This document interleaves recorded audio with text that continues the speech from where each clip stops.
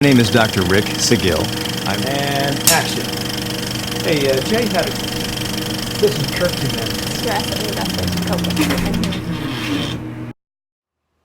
And action. Hey everyone, it's Dr. Rick. So Susan had a question about organic. And, organic foods. Should we eat organic foods? Is it worth it? Do I believe in it?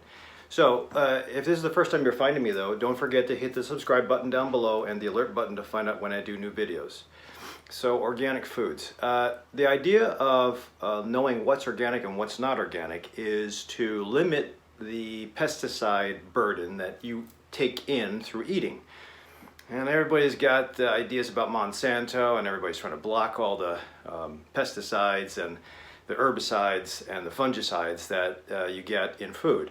When you go to your average grocery store, though, you'll see really clean stuff, all set out nicely, and beautiful colors.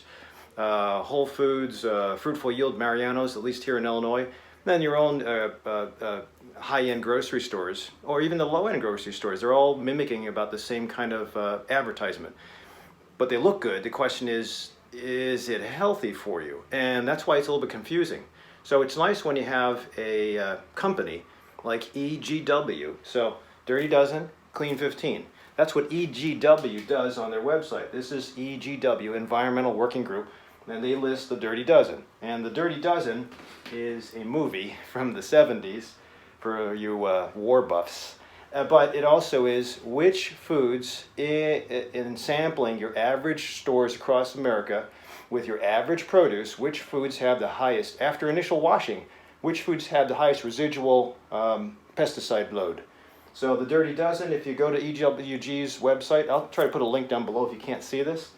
If you scroll it down, you see the Dirty Dozen and the Clean 15. Pretty cool.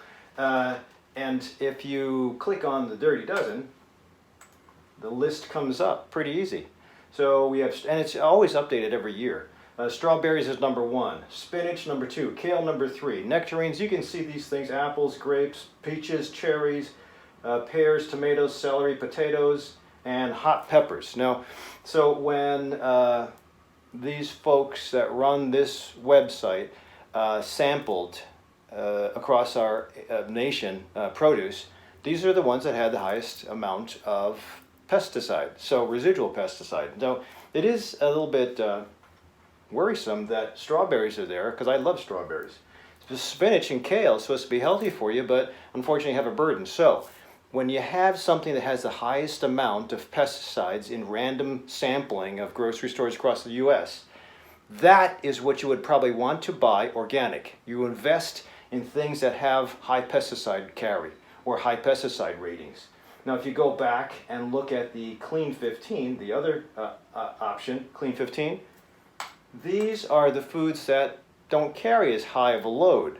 And these are avocado, sweet corn, pineapple, sweet peas, frozen, onions, papayas, eggplants, asparagus, kiwis, cabbage, cauliflower, cantaloupes, broccoli, mushrooms, and honeydew melons. This group are the ones, since they're clean, the Clean 15, you probably don't have to spend organic. So, I mean, it's an easy out just to say, buy everything organic. But for those of you who are on a budget, it's kind of, you have to divvy up where you spend your money. And so that's why I would say, if you're worried, yes, I do believe, so Susan, I do believe that we should pay attention to high pesticide rate. If you're super healthy, have good body mass index, exercise every day, mostly whole food plant-based dieting, then you might not have to worry too much about organics until you start to have disease.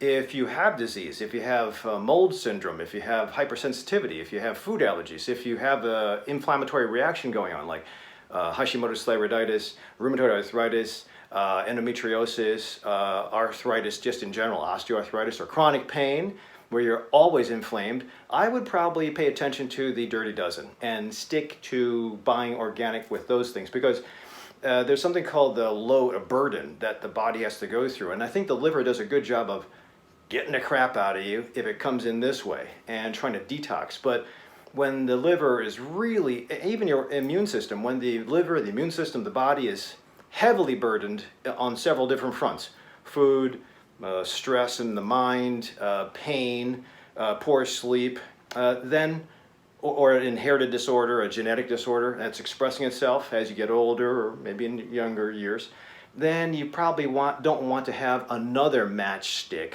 around you. So potentially, if you have a can of gasoline, you stay away from all matchsticks. Big, small flames, little electric sparks, you stay away from everything.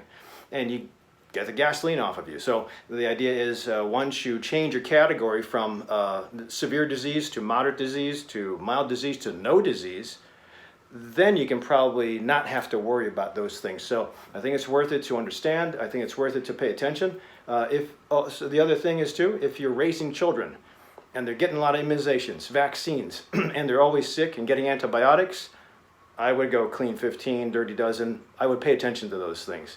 So there are studies, it's pretty cool with EWG. They sampled the placenta cord, that's the blood levels of pesticides in mom, and then they sampled right after the birth, the same pesticides going to the baby. Baby had pesticide. Mom had about, I believe, I don't remember the exact numbers, but mom would have 3 pesticides, for example, in the bloodstream, and baby would already have 1. That's before baby even takes his first breath.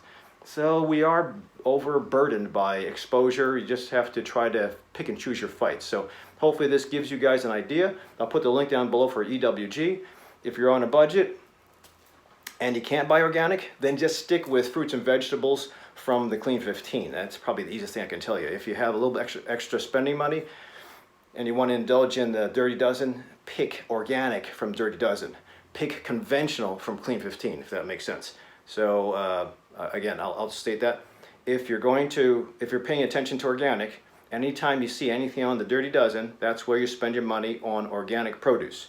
If you are on a budget and you love anything on the Clean 15 list, you're fine with going conventional. So hopefully this gives you a little bit of an idea of how to go shopping.